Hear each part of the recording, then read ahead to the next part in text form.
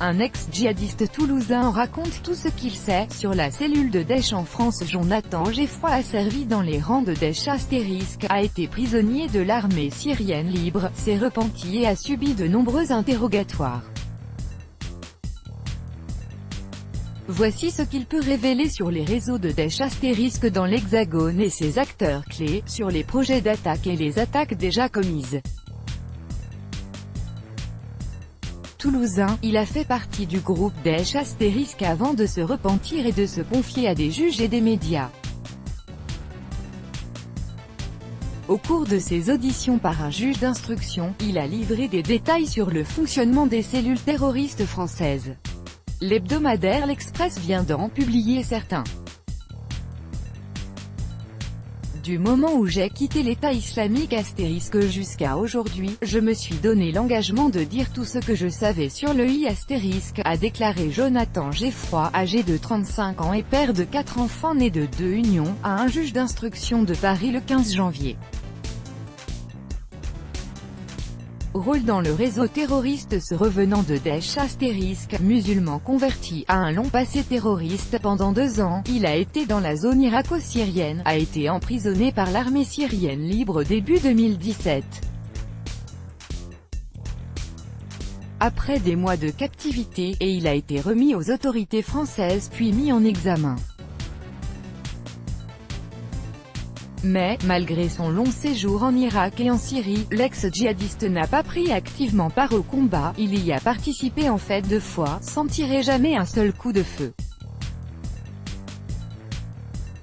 S'étant apparemment rapproché d'extrémistes français de premier plan, dont les frères Klein qui ont revendiqué les attentats de Paris et Saint-Denis, Jonathan Geffroy a été un « observateur privilégié de Daesh *, souligne l'Express, alors que ses propos lui vaudraient de faire l'objet d'une « fatwa » avec le tampon officiel d'Abou Bakr al-Baghdadi, en personne. En coopération avec les frères Klein, il aurait réalisé des vidéos pour le département de la communication et des mosquées, des terroristes. Les attentats de Bruxelles. Le revenant repenti déclare que les attaques qui ont frappé Bruxelles le 22 mars 2016 n'étaient initialement pas prévues, mais qu'elles ont été déclenchées par l'interpellation de Salah Abdeslam. Othman m'a dit que pour éviter que tout le monde se fasse interpeller, ils ont ciblé directement l'aéroport de Zaventem. Ce qui était visé, initialement, c'était une centrale nucléaire française. Ils avaient prévu d'y aller en voiture et de faire exploser les voitures, a-t-il raconté.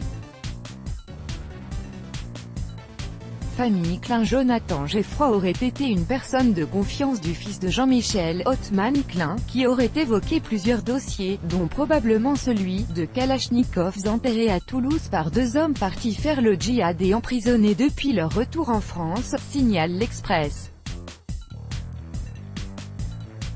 Je n'ai pas plus d'infos sur la localisation, a pourtant affirmé l'ancien observateur privilégié. Je me dis que si l'on enterré cette Kalachnikov, c'est qu'ils avaient peut-être prévu de faire quelque chose, mais sans en savoir plus. Les Klein étaient tous des acteurs de poids dans le groupe terroriste. La famille Klein est au courant de tout, ils sont proches des savants, des médias et des responsables, a expliqué l'ex-djihadiste, l'une des rares personnes qui ont eu la possibilité de voir Jean-Michel Klein à Raqqa. Voici comment il est décrit. Fabien et Jean-Michel ne quittaient leur logement qu'Anne, Djellaba un voile sur la tête par peur d'être drôlés.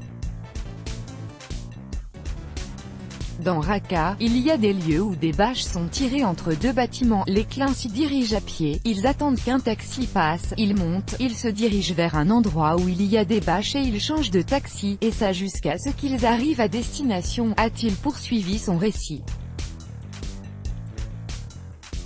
Ayant un rôle de premier plan chez Daesh *, Jean-Michel Klein, du nom islamique Abou Othman, était dans le domaine de la transmission d'informations de l'État islamique et il était en contact avec la JENA, les hautes autorités de l'État islamique *, a raconté Jonathan Geffroy. Jean-Michel est parti pendant un mois faire une formation sur les explosifs en Irak en 2015. il a cherché une spécialité, car quand on n'a pas de spécialité, on va en première ligne. Fabien Klein était de son côté responsable de la propagande travaillant pour une station radio des terroristes.